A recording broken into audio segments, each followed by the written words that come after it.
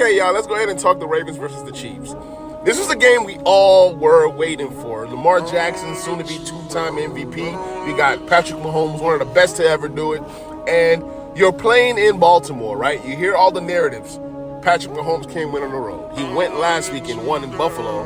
And then they won the game in Baltimore. But the thing was, it wasn't just necessarily Patrick Mahomes and his greatness. It was more so that Kansas City Chiefs defense. Now, Patrick Mahomes did set the tone. Him and Travis Kelce went out there.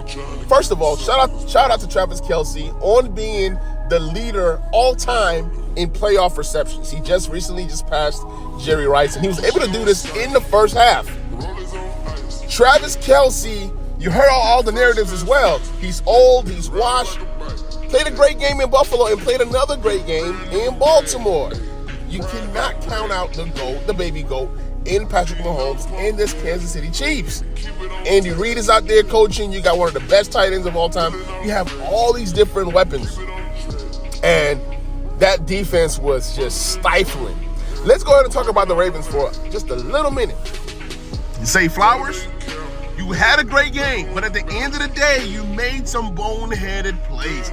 You catch the ball and you're taunting it, and now you're flagged for taunting. Now, I believe that the players should be able to talk. The taunting thing doesn't even mean anything to me. You make a good play, brag about it.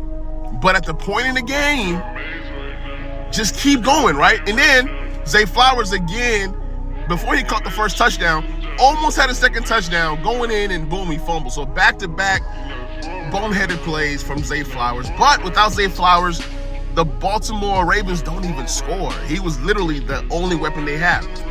Moving forward next year, there's going to be a lot of teams in the NFL that are going to be trying to upgrade their wide receiving core. This is a deep wide receiver draft. It's going to be a nice little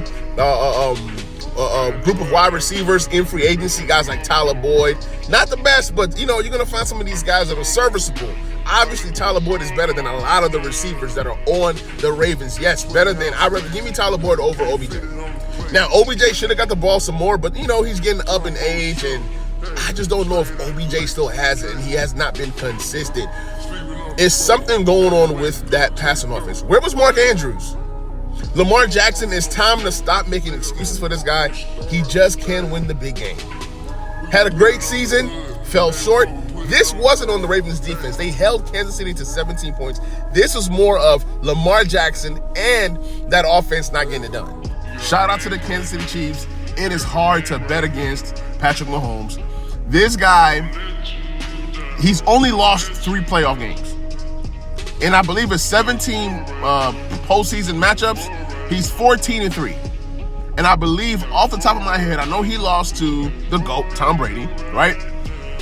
I believe he lost to Joe Burrow, and then he lost to somebody else that I can't even think of. So he lost to 3 guys in the playoffs all time. But he's beaten Josh Allen like 3 times. He's beaten Lamar. He's beaten all these, some great, some decent. So he's won a lot of playoff games. But the thing is, it's hard for this guy to lose. He doesn't really lose a lot of games. And I'm not going to count them out on winning their 3rd Super Bowl in 5 years or so, whatever the run is. They've been to like 4 Super Bowls in 5 years or 6 years. They possibly have a chance